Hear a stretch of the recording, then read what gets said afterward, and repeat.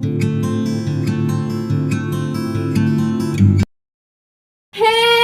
Guys, welcome to all self former tutorial again. तो हम लोग जो आज का टॉपिक है उसमें मैं बताने जा रही हूँ एपोप्टोसिस क्या होता है। ठीक है, और ये आपका जो पैथोफिजियोलॉजी है उसमें जो इन्फ्लेमेशन है उसमें एक बहुत इंपॉर्टेंट टॉपिक है, और ये घुमा फिरा के पूछता है एपोप्टोसिस क्या होता है, या पूछ लेगा क्या होता है extrinsic and intrinsic pathway of apoptosis. ठीक है, क्या पूछ सकता है एक्सट्रिंसिक और इंट्रिंसिक पाथवे। ठीक है, तो देखो पहले एक चीज़ मैं छोटा छोटा मतलब ऊपर से बता देती हूँ कि जिससे आप लोगों को एक बार क्लियर हो जाए कि ये एपोप्टोसिस होता क्या है। आप लोगों को मैंने बताया कि दो चीज़ें होती हैं, एक होता है हमारा नेक्रोसिस और एक होता है हमारा क्या एपोप्टोसिस। ठीक है, देखो नेक्रोसिस जो होती है ये क्या होती है कंप्लीट सेल, मतलब अगर कोई सेल है तो परमानेंट सेल ऑफ डेथ बोल सकते हो। ठीक है, तो ये हमेशा अगर कोई एक सेल डेथ हुई तो वो हमेशा के लिए ख़त्म हो जाएंगी। ठीक है, जैसे मान लो आपकी उंगली कटी तो वो दोबारा से रीजनरेट नहीं होती है। एपोप्टोसिस मतलब क्या होता है प्रोग्राम्ड सेल डेथ, मतलब ये होना ज़रूरी है हमारे बॉडी में। देखो एपोप्टोसिस हुई तो ये प्रॉब्लम वाली चीज़ होती है, जैसे कहीं कैंसर वगैरह की वजह से कोई बॉडी का पार्ट पूरा चला गया तो ये सब नेक्रोसिस है। ठीक है, लेकिन एपोप्टोसिस जो होती है ये हमारी जैसे कि आपकी जो सेल साइकिल होती है उसमें जैसे मान लो कैंसर है। ठीक है, मान लो किसी को कैंसर ही हुआ है, कैंसर होने पर अगर हम लोग क्या कर रहे हैं, कैंसर मतलब क्या होता है ओवर प्रोडक्शन ऑफ सेल यानी अनकंट्रोल ग्रोथ ऑफ सेल। ठीक है, अगर वो अनकंट्रोल ग्रोथ ऑफ सेल जो है नहीं हो, यानी हमारे नॉर्मल बॉडी में क्या होता है सेल बनती हैं और टूटती हैं, लेकिन अगर मान लो सेल टूटती किस प्रोसेस से एपोप्टोसिस। एपोप्टोसिस का मतलब होता है कि वो सेल को जो काम की सेल नहीं होती है उसको बाहर कर देता है। लेकिन मान लो अगर एपोप्टोसिस की कमी हो गई है, मतलब एपोप्टोसिस नहीं हो पा रहा है, तो अब सेल जो होंगी वो हमारी बनती रहेंगी लेकिन टूटेंगी नहीं, तो इसे कहते हैं अनकंट्रोल ग्रोथ ऑफ सेल। तो यही हमारा क्या बनता है लास्ट में कैंसर बनता है। इतना समझ आया आप लोग को, यही हमारा लास्ट में कैंसर बनता है। तो अब हमें एक चीज़ देखना है कि एपोप्टोसिस की जो प्रोसेस हो रही है ये होती कैसे है। इसमें दो मेन पाथवे होते हैं, एक्सट्रिंसिक पाथवे और इंट्रिंसिक पाथवे। तो इसको मैं थोड़े से मैकेनिज्म और स्ट्रक्चर के थ्रू मैं आप लोग को चीज़ें बताऊंगी और आई होप आप लोग को समझ आएगा। तो ठीक है, चलिए जल्दी से देखते हैं इसको। ठीक है, तो देखो यहाँ पे थोड़ा सा स्ट्रक्चर वाइज मैं चीज़ों को लूँगी और थोड़ा सा समझने की कोशिश करना। देखो यहाँ पे हमारा क्या है एक्सट्रिंसिक पाथवे है और ये हमारा मेनली क्या है इंट्रिंसिक पाथवे है। ठीक है, एक्सट्रिंसिक पाथवे मतलब बाहर से जो कोई चीज़ें आ रही हैं और तब वो एक्ट करेंगी। इंट्रिंसिक मतलब कि बॉडी के अंदर ही रहेगा कि अगर एपोप्टोसिस हो रहा है मतलब कोई चीज़ों से, तो वो हो गया इंट्रिंसिक पाथवे। ठीक है, अब देखो ये हमारा क्या है लीगेंट है, जैसे लाइगेंट मतलब सॉरी रिसेप्टर है। ये जो रेड कलर का दिख रहा है आपको ये क्या है रिसेप्टर है। ये जो आपको ब्लू कलर का दिख रहा है ये डेथ लाइगेंट है। लाइगेंट मतलब क्या होता है कि कोई भी ऐसा चीज़ जो आकर रिसेप्टर से बाइंड करे और रिसेप्टर को एक्टिवेट करे। ठीक है, तो जैसे कि देखो हमारा डेथ लाइगेंट में क्या क्या हो सकता है tumour necrotic factor TNF alpha होता है, FASL होता है, TRAIL होता है। ये हमारे कुछ बाहर के फैक्टर्स होते हैं जो हमारे मेनली क्या करते हैं आते हैं और रिसेप्टर पे बाइंड करते हैं और चीज और डाउन स्ट्रीम मतलब नीचे की जो प्रोसेस है उसको क्या करते हैं एक्टिवेट करते हैं। इतना समझ आया। अब देखो हमारे सबसे पहले क्या हुआ डेथ लाइगेंट जो होता है वो आता है बाइंड करता है ट्रांस मेम्ब्रेन पे जो भी डेथ रिसेप्टर प्रेजेंट होते हैं उस पे।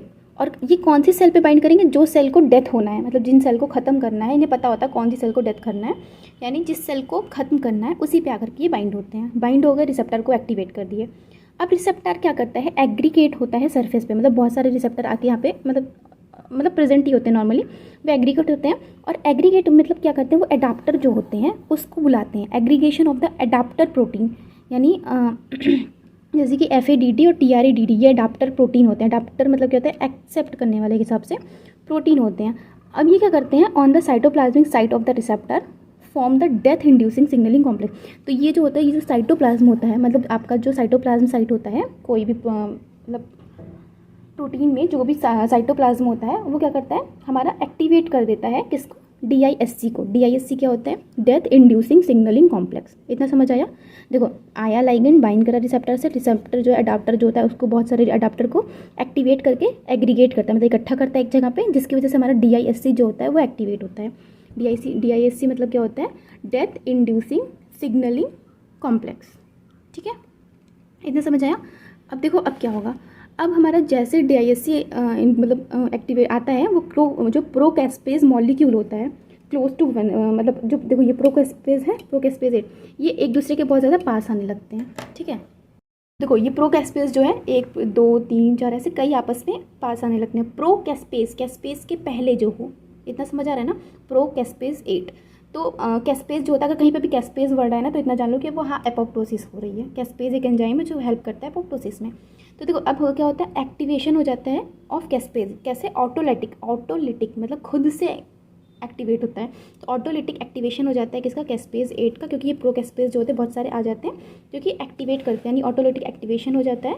ठीक है, तो कैस्पेज 8 जो होता है वो एक्टिवेट हो जाता है, जिसकी वजह से फिर कैस्पेज 8 जो होता है वो कैस्पेज 3 को, 6 को और 7 जो होता है इसको एक्टिवेट कर देता है। ये याद रखिएगा, 8 3 6 7, 1 2 वगैरह कुछ भी नहीं है।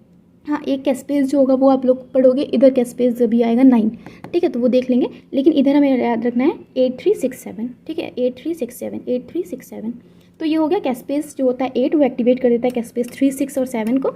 इसकी वजह से मेनली हमारी क्या होती है? एपोप्टोसिस होती है। इतना समझ आया?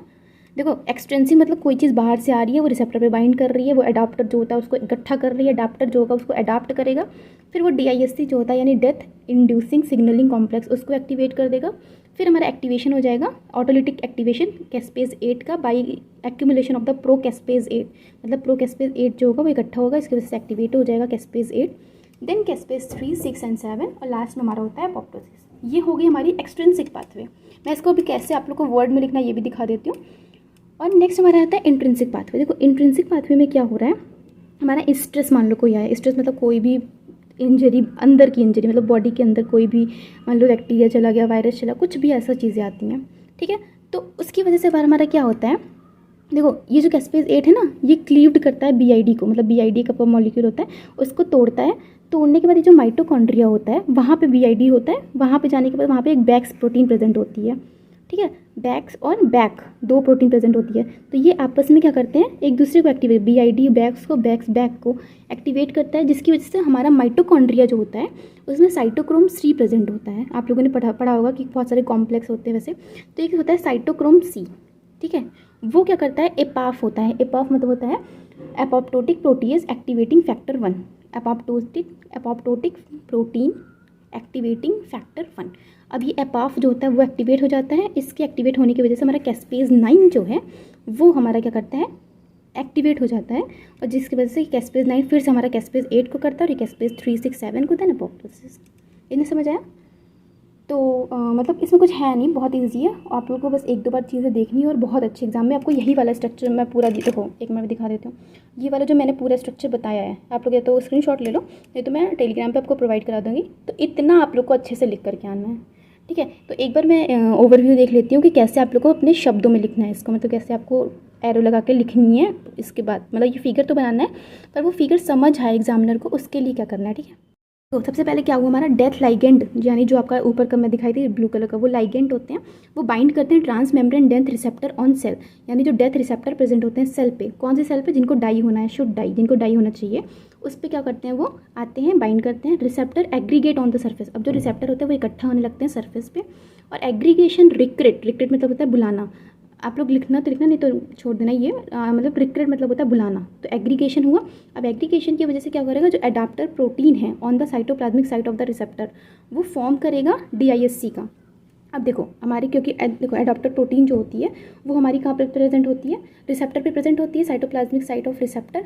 अब वो क्या करेगा, जो साइटोप्लाज्मिक साइट पर हमारा एडाप्टर प्रोटीन है ये क्या करेगा, ये एक्टिवेट कर देगा या इंड्यूस कर, मतलब मेनली क्या करेगा, एक्टिवेट कर देगा किसको, या बुला इकट्ठा करेगा किसको, DISC को। DISC क्या होता है, डेथ इंड्यूसिंग सिग्नलिंग कॉम्प्लेक्स। अब हमारा क्या होगा, डेथ अब स्टार्ट होगी कैसे। अब देखो प्रोकैस्पेज मॉलिक्यूल जो है, जो आपको रेड कलर का छोटा छोटा दिखाई थी मैं, ये क्या करता है, क्लोज टू वन अदर, ये एक दूसरे के क्या होते हैं, बहुत पास पास आने लगते हैं, और जिसे कहते हैं ऑटोलेटिक एक्टिवेशन। तो ऑटोलेटिक एक्टिवेशन होगा, इसकी वजह से अब कैस्पेज 8 जो होगा वो क्या हो जाएगा, एक्टिव हो गया, क्योंकि प्रो कैस्पेज 8 जो है वो कैस्पेज 8 को ऑटोलेटिक एक्टिवेशन की वजह से एक्टिवेट कर देगा। ठीक है, क्या होगा, ये जो कैस्पेज 8 एक्टिवेट हुआ है will cleave off the pro apoptotic protein BID to outer membrane of mitochondria की जो बाहर की साइड होती है वहाँ पे हमारा BID प्रेजेंट होता है। ये प्रो एपोप्टोटिक प्रोटीन होती है, प्रो मतलब ऐसी प्रोटीन जो कि एपोप्टोसिस को इंड्यूस करेगी, मतलब बढ़ाएगी, तो उसे कहते हैं प्रो एपोप्टोटिक प्रोटीन। अब ये एक्टिवेट क्लीव कर देगा, मतलब तोड़ देगा BID को to the outer membrane of the mitochondria. अब इसमें बैक्स जो होता है विल ऑल्सो गेट एक्टिवेट। अब जो हमारा बैक्स प्रोटीन था, आपको दिखा था माइटोकॉन्ड्रिया पे, बैक्स, बिड और बैक 3 प्रोटीन होती है BA के। अब बैक्स जो होगा वो एक्टिवेट हो जाएगा एंड अनदर मॉलिक्यूल या माइटोकॉन्ड्रियल प्रोटीन जो है बैक, वो इंटरेक्ट करेगा बैक्स और बिड से। देखो मैंने आप लोग को 1 मिनट दिखाती हूँ। देखो दिख रहा है, ये कैस्पेज 8 जो है वो क्लीव कर रहा है बिड को। अब बिड क्लीव होने की वजह से हमारा क्या है, माइटोकॉन्ड्रिया में हमारा क्या है, बिड गया। अब बिड बैक्स इंटरेक्ट करेगा बैक से, मतलब ये बिड जो है वो इंटरेक्ट करेगा बैक्स और बैक से। अब इन दोनों से इंटरेक्ट करने के बाद देखो क्या करता है। तो अब क्या होगा, Bax will also get activated and another mitochondrial protein जो बैक है वो इंटरेक्ट करेगी बैक्स और बिड से और रिलीज करेगी साइटोक्रोम को, रिलीज करेगी साइटोक्रोम सी को। कहाँ पे, साइटोप्लाज्म में रिलीज हो गया साइटोक्रोम सी। अब देखो क्या होगा, अब जो साइटोक्रोम सी है वो बाइंड करेगा एपाफ से। एपाफ क्या होता है, लिख लो आप लोग, एपोप्टोटिक प्रोटीज एक्टिवेटिंग फैक्टर 1, ठीक है। अब वो क्या करेगा, प्रोकेस्पेज 9 जो, तो द बाइंड टू द एपाफ प्रोकेस्पेज 9, ठीक है। प्रोकेस्पेज 9 ये होता है, ये एपाफ जो होता है वो हमारा प्रोकेस्पेज 9 उसी को बोलते हैं। वो एक्टिवेट कर देगा कैस्पेज 9 को और इनिशिएट करेगा कैस्पेज 8 और एपोप्टोसिस को। इतना आगे समझ में आप लोगों को दिखा था ना, कैस्पेज 9 जो था वो फिर वही कैस्पेज 8 के पास चला जाता है, फिर वापस से 3, 6 और 7 जो होती है वो एक्टिवेट हो जाती हैं और एपोप्टोसिस हो जाता है। ये थोड़ा सा पानी गिर गया, देख लेना। तो इतना हो गया। अब देखो एक चीज़ यहाँ पे पॉइंट है, P57 जो होता है ये ट्यूमर सप्रेसिंग जीन होता है और ये एक्टिवेट करता है बिड को एंड इनिशिएट करता है। बिड जो था आपको पढ़ा था ना यहाँ, बिड इसको क्या करता है, इनिशिएट मतलब बढ़ाता है। देखो P53 जो होता है ये हमारा ट्यूमर जो होता है उसको सप्रेसिंग जीन होता है। अच्छा, ट्यूमर कैसे हो रहा है, क्योंकि ज़्यादा सेल की ग्रोथ हो रही है। अब ज़्यादा सेल की ग्रोथ कैसे रोक सकते हैं, अगर एपोप्टोसिस हो तो। एपोप्टोसिस मतलब क्या, प्रोग्राम सेल डेथ, यानी जो बेकार के सेल होंगे वो ख़त्म होती रहेंगी और नई बनती रहेंगी। तो P57 जो होता है वो ट्यूमर सप्रेसिंग जीन है, यानी ऐसा जीन जो ट्यूमर को कम करेगा बाय इंक्रीज द एपोप्टोसिस, ठीक है। और कैसे, बाय एक्टिवेट द बिड। तो आई होप आप लोग को चीज़ें समझ आए होंगे। तो कोई भी डाउट हो कमेंट सेक्शन में पूछो प्लीज़, इसको एग्जाम में करके जाइएगा, ठीक है, क्योंकि इंपॉर्टेंट क्वेश्चन है, आता है, पूछता है। इसका नोट्स जो है मैं प्रोवाइड करा देती हूँ।